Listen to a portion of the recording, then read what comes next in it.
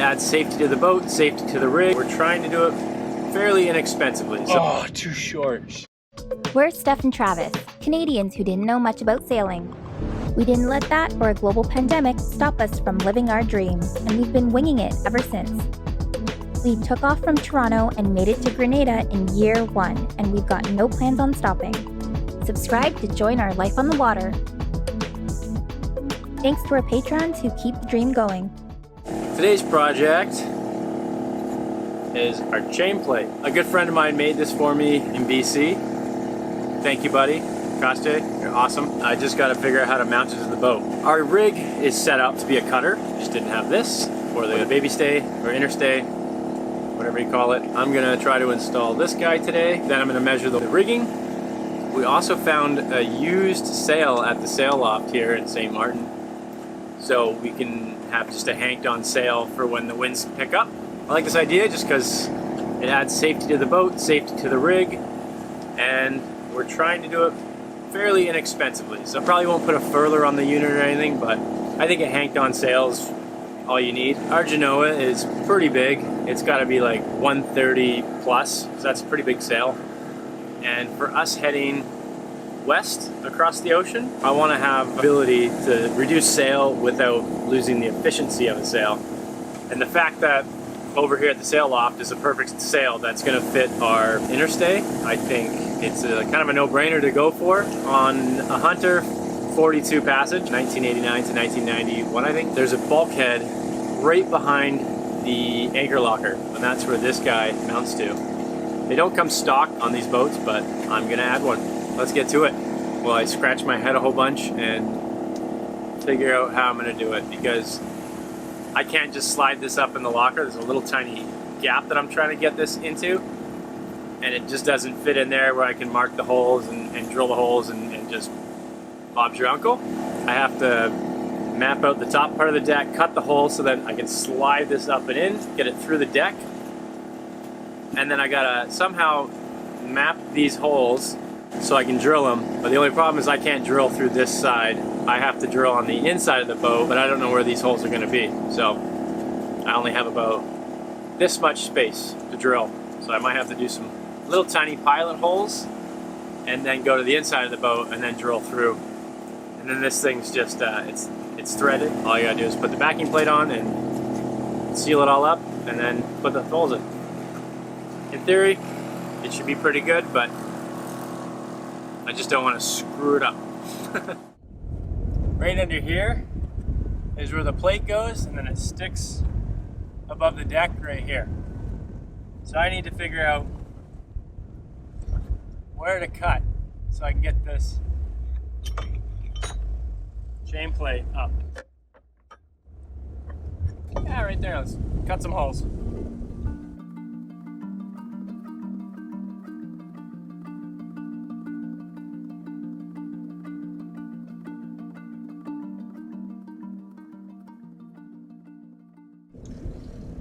So in between here, it's kind of on an angle. So under here and out here are like, you can't just go straight off of here. To figure out where this wall meets in the back here, I measured my point at the bottom here, get that measurement, and then I matched the spacing between here, between the bottom of this and the top, and then I measure off of this point to here. And then that shows me where the wall is. Pretty much 3.5 to this point. So I'm gonna go to the other side. And I'm about 1 inch. So if I'm 1 inch at the outside, it's hard to tell.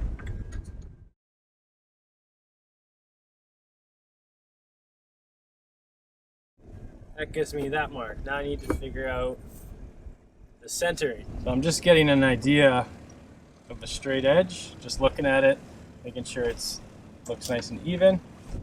Make a mark. So this gives me my idea.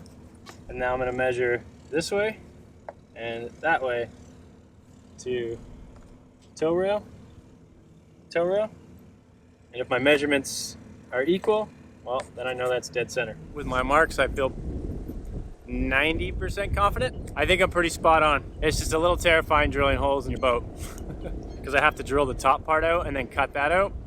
I'm gonna just do a couple holes to see which side of the bulkhead I'm on. I'm pretty sure I'm on the right side, but just to be certain. So why this needs to be pretty exact is because this edge has to snub up secure to the bulkhead, travel through the deck. So this line right here, where it meets the inside, has to be exact because you don't want it off and then it just won't work.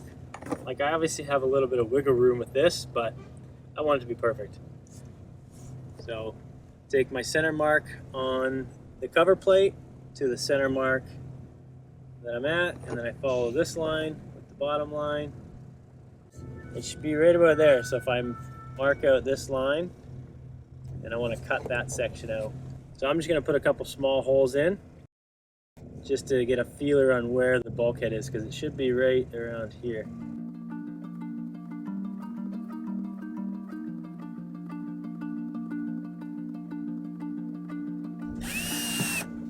Just what I thought. Glad I checked that. This bit just didn't go through all the way. So I grabbed a bigger bit. My calculations match up perfect. Okay, so now, since I got my upstairs, well, up by the anchor locker all sorted out, now I gotta come here in the V-berth and rip all this wood off. I'm gonna rip all this paneling off. I can expose where I'm gonna be putting the backing plate and the screws. Oh, this is where you bolt the backing plate to. The only problem is I gotta drill through this way, but I can't see where my holes are, so I gotta do pilot holes on the other side so then I can bolt through this side. Super cool. Our friends over on Moon Dancer, he's my tool man sometimes. He usually has a tool I don't have. He's got more space, but he's got this guy. You can drill sideways. And then I got my little drill. I should be able to get any way I need to get into this hole to make my pilot holes. So I think this is a key tool. Thank God he had one. Thanks, Greg.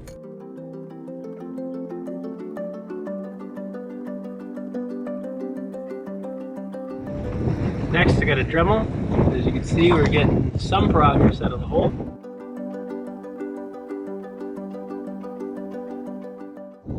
This is curved. It's not exactly like it just slides up. I actually have to cut the inside of this hole much bigger than the top part.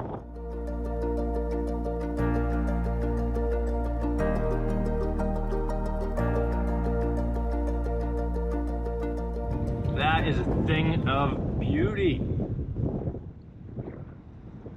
You can't pay for this good of work. I was just patting my own back because I was super nervous about this. I don't like cutting holes in my boat. I don't think anybody does. So when you kind of nail it, it's a good feeling. What I'm trying to do, I'm trying to get the bulkhead to sit flush against here. I don't want it, because right now it's pushing out a little bit, so there's like a 1/16 of a gap right here. So I just got to keep taking a little bit more out of here, and then I'll show you what I'm talking about.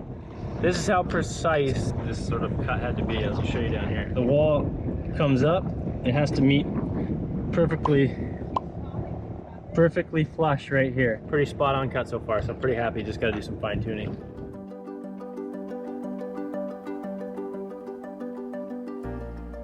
Just got to go inside the boat now and drill from the other way, and let's see how good I match them up. You can see my two holes that I was able to get. They look to be like they match up pretty good.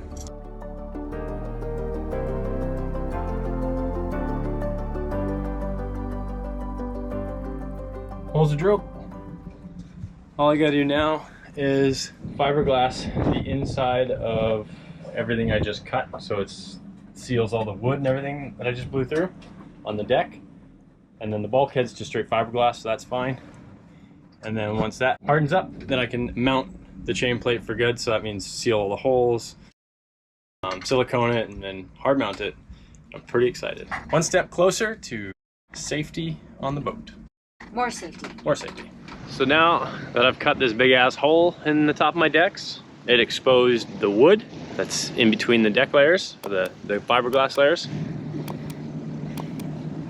Right there. So now what I'm gonna do is resin it. I got a 2-part epoxy. It's a thickened epoxy that I'm going to mix up and then add it to the inside of this hole so it seals all the wood.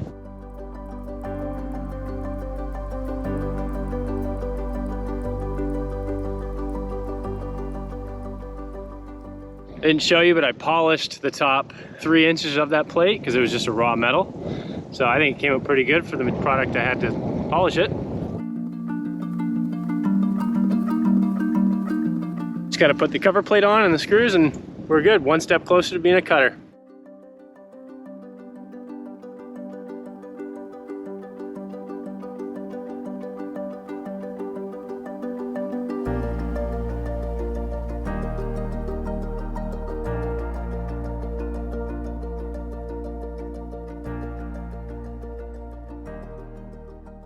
Bit intimidated on this job just because cutting through the decks and everything, but just a bit of confidence and some measuring, double measuring, came out good. So we just need the cable and the sail and some sheets. It'll be a bit safer out on the water. Getting closer. Just went and picked up our Interstate Cable. I did not have 100-foot tape to measure from the eyelet up there to the chain plate on the deck. So what I had to do was I measured it with a piece of rope and then I got an extra foot. I added a foot. So then I got them to swage on a 1/2-inch toggle up top. Got them to swage onto an 8mm cable. And then on the bottom, I'm doing the swageless end. The swageless screw, which will then screw into our turnbuckle. That to me seemed like the best option, just because these things they hold really good, you know, not worried about it at all.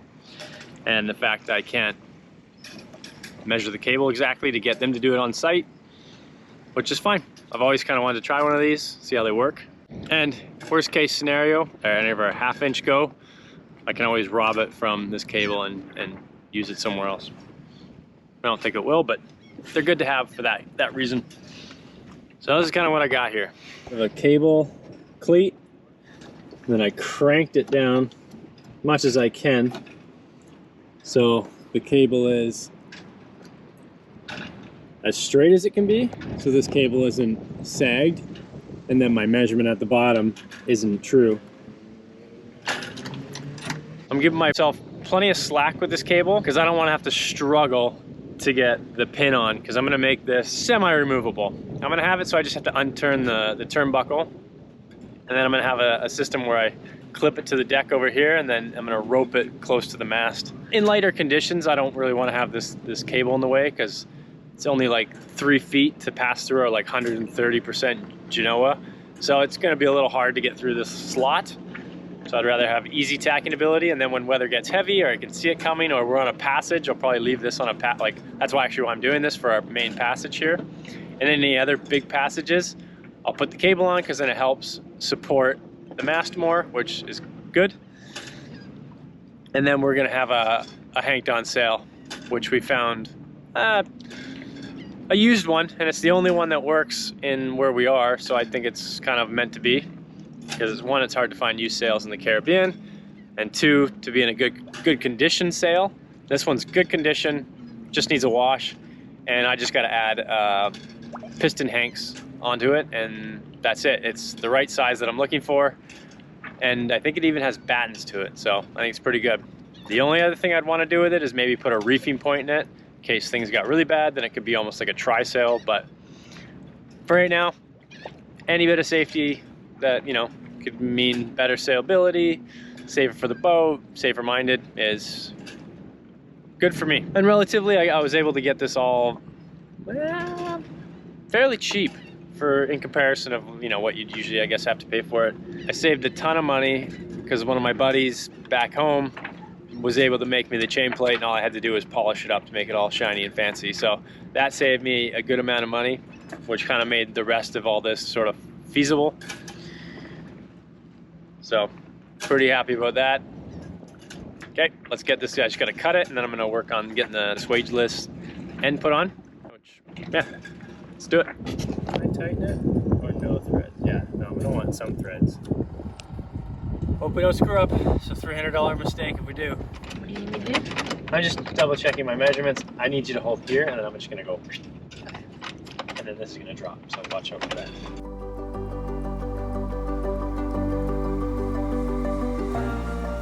Oh, too short.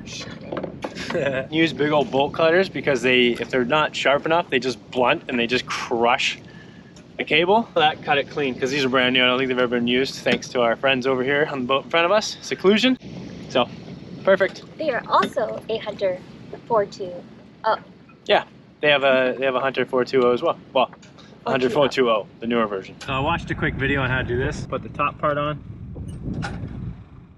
They kind of just sandwich, but you put a cone in there, and then that sandwiches up inside the wall of this one. So you're supposed to just expose each cable.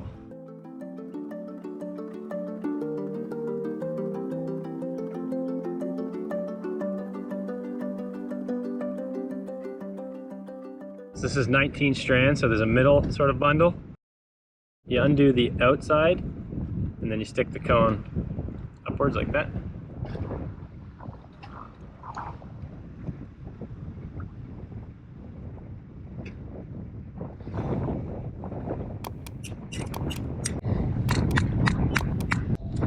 Without stabbing yourself.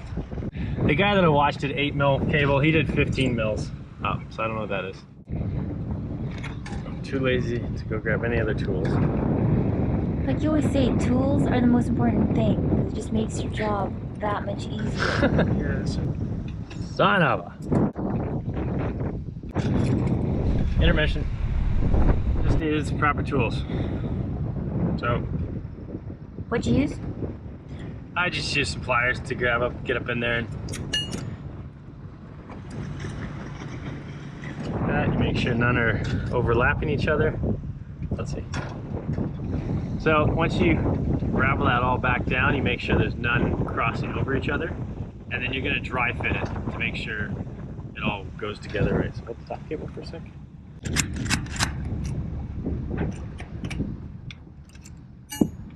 Okay, I'm going to guess it's not supposed to be 15 mils. I had to go 8 to 10 mils overhang, so then that can crimp down. So what you do is then you test fit it, which I just did, wrenched them tight. So then you get that look at the bottom. And then you look at these, make sure they're not crossed over each other. Everything looks good.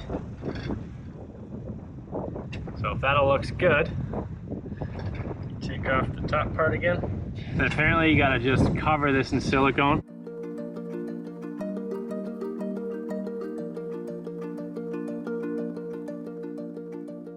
You should probably have blue Loctite, but I can't find mine, so. Because what you want to be able to do is service this later and take a look at it. So, I'm just gonna put a little bit on there. Once you crank it down, the silicone should start spewing out. That's what you want to see.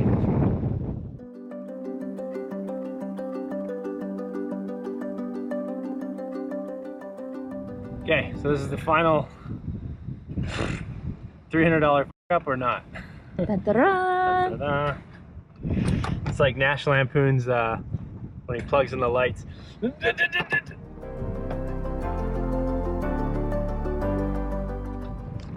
The most important part was I can reach it.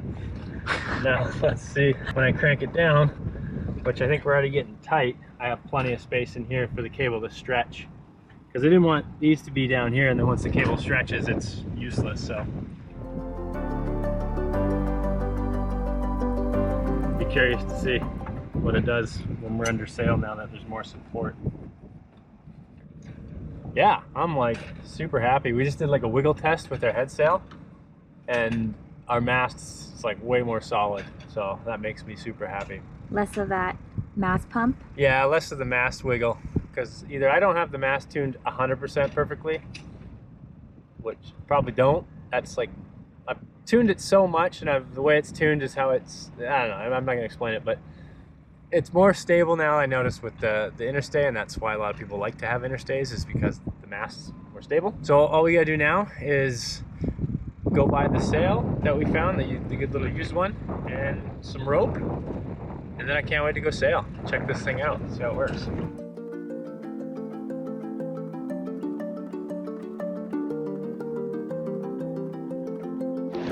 All right, finally got all the pieces, punched the eyelets in, and because this is kind of like a test and we're kind of doing it cheap, because the hank pistons is like what they tell you to get, just for those little hanks were like $130, and all they do is just hank on the Interstay. And I know they make plastic ones, so I was like, well, it doesn't make sense. If they're plastic, they obviously don't have to be as strong as I might think they have to be. So I went and found snap hooks. These things are $4 each. So instead of 127 bucks, it cost me like 35 bucks to get these guys. And what I gotta do is just snap them on. I don't see why these aren't equally as good.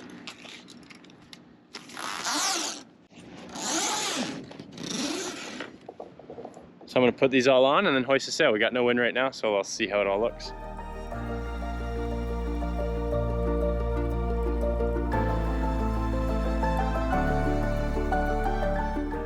Okay, hoist the inner forestay sail.